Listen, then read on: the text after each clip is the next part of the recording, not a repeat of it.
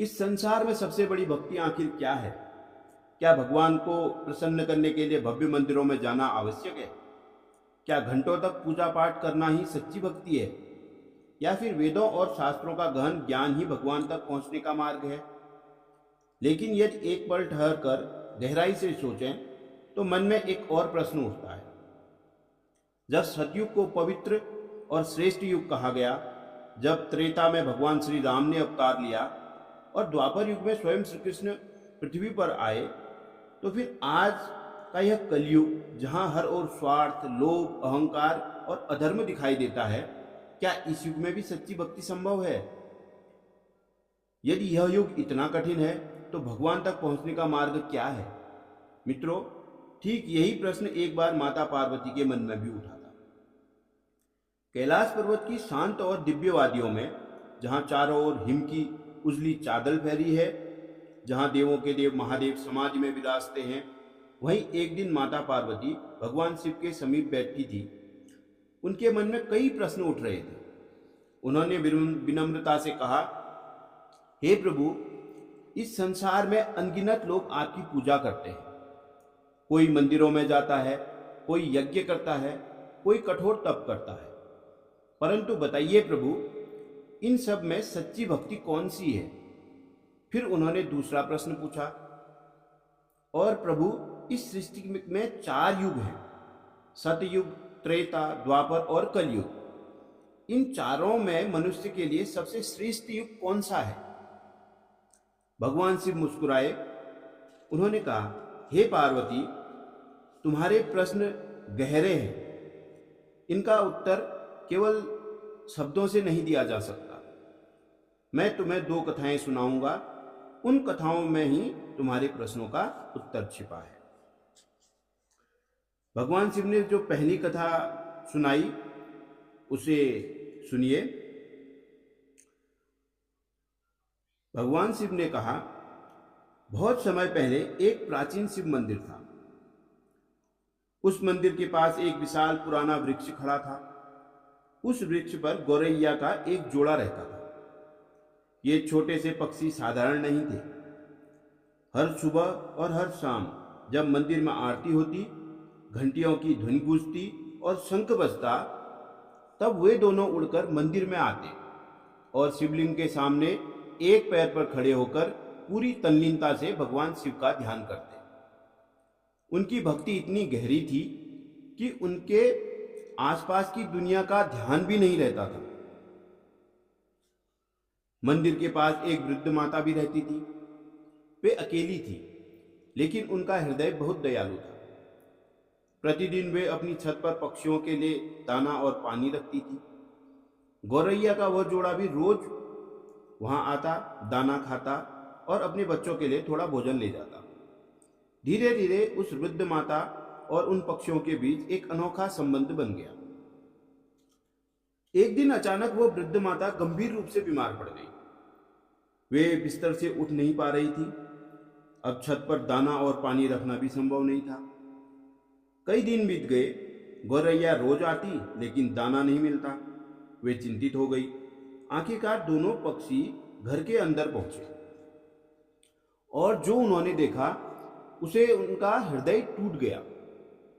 वह वृद्ध माता अब इस संसार में नहीं रही थी। उस दिन दोनों गौरैया सीधे मंदिर पहुंचे। वे शिवलिंग के सामने खड़े हो गए और पूरी श्रद्धा से प्रार्थना करने लगे। दिन बीतते गए, लेकिन उनकी भक्ति कम नहीं हुई।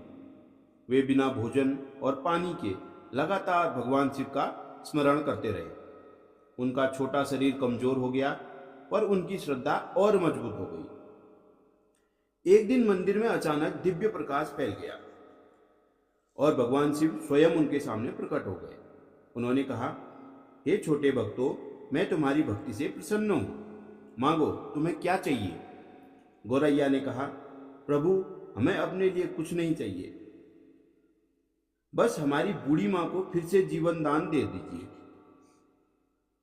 उनकी निस्वार्थ प्रार्थना सुनकर भगवान शिव का हृदय पिघल गया।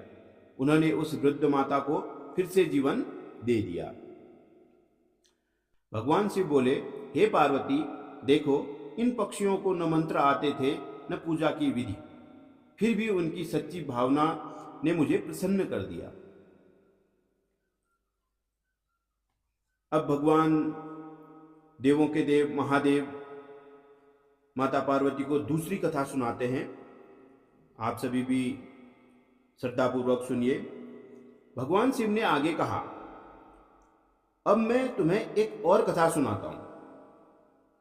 बहुत समय पहले दक्षिण भारत के घने जंगलों में एक शिकारी रहता था। उसका नाम था कनप्पा। वह पढ़ा लिखा नहीं था, उसे पूजा पाठ की कोई विधि नहीं आती थी, लेकिन उसका हृदय बहुत सच्चा था। एक दिन शिकार करते करते वह जंगल के भीतर एक पहाड़ी तक पहुंच गया। वहां उसने एक शिवलिंग देखा। उसे नहीं पता था कि यह भगवान है, लेकिन उसे लगा कि यह पत्थर अकेला है। उसने सोचा, इसकी देखभाल मुझे करनी चाहिए। अगले दिन से कनप्पा रोज वहां आने लगा।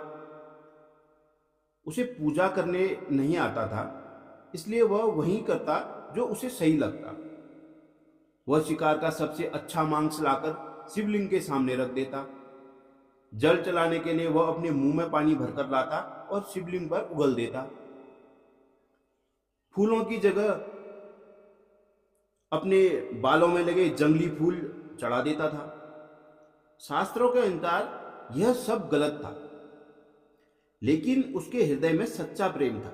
भगवान शिव उसकी भक्ति देखकर प्रसन्न होते थे। एक दिन भगवान शिव ने उसकी परीक्षा लेने का निश्चय किया। अचानक शिवलिंग की एक आंख से रक्त बहने लगा। कनप्पा घबरा गया। उसने औषधियां लगाई, लेकिन रक्त बंद नहीं हुआ। तब उसने सोचा, यदि मेरी आंख इसे दे दूं तो शायद ठीक हो जाएगा। उसने अपनी एक आंख निकालकर शिवलिंग पर रख दी और चमत्कार हुआ, रक्त बहना बंद हो गया। लेकिन तभी दूसरी आंख से भी रक्त बहने लगा। कनप्पा ने सोचा, अब मुझे दूसरी आंख भी देनी होगी, लेकिन यदि वह दूसरी आंख भी निकाल देगा तो उसे दिखाई नहीं देगा। इसलिए उसने अपना पैर शिवलिंग की आंख पर रख दिया ताकि स्थान याद रहे, और वह अपनी दूसरी आंख निकालने लगा। तभी अचानक भगवान शिव प्रकट हो गए। उन्होंने उसका हाथ पकड़ लिया और कहा, बस कनप्पा, बस। तुम्हारी भक्ति से मैं अत्यंत प्रसन्न हूं। भगवान शिव ने उसकी दोनों आंखें वापस दे दी और उसे आशीर्वाद दिया। इसके बाद भगवान शिव ने माता पार्वती को तीसरी कथा सुनाई। एक समय ऐसा आया जब चारों युग, सतयुग, त्रेता, द्वापर और कलयुग आपस में विवाद करने लगे। हर युग खुद को श्रेष्ठ बता रहा था। आखिरकार वे सब भगवान शिव के पास कैलाश पहुंचे। भगवान शिव ने उनकी परीक्षा लेने का निर्णय लिया। उन्होंने एक विशाल लोहे का परात रखा और कहा, इसमें चावल पकाकर मेरे 500 गणों को भोजन कराओ। सतयुग का व्यक्ति आया और अपनी शक्ति से परात उठाकर चावल पका दिया। त्रेता का व्यक्ति आया, उसने भी वही किया। द्वापर का व्यक्ति आया, उसे अधिक मेहनत करनी पड़ी। अब कलयुग की बारी आई। कलयुग का व्यक्ति छोटा था और कमजोर भी, लेकिन वह बुद्धिमान था। उसने परात उठाने की कोशिश नहीं की। उसने परात के नीचे मिट्टी खोदकर भट्टी बना दी और वहीं भी चावल पका दिया। फिर गणों से कहा, आप सब मिलकर भोजन परोस लीजिए। सबने भोजन कर लिया। भगवान शिव बोले, हर युग की अपनी विशेषता है। सतयुग में धर्म था, त्रेता में मर्यादा, द्वापर में ज्ञान, लेकिन कलयुग में बुद्धि और अवसर है। और सबसे बड़ी बात, कलयुग में थोड़ी सी भक्ति भी बहुत बड़ा फल देती है। यदि कोई व्यक्ति इस युग में सच्चे मन से भगवान का नाम ले ले तो उसे वही फल मिलता है जो पहले युगों में कठिन तपस्या से मिलता था। भगवान शिव ने माता पार्वती से कहा, भक्ति का मूल्य कर्मकांड से नहीं बल्कि हृदय की पवित्रता से होता है। जिसके मन में सच्चा प्रेम और श्रद्धा है वही सच्चा भक्त है।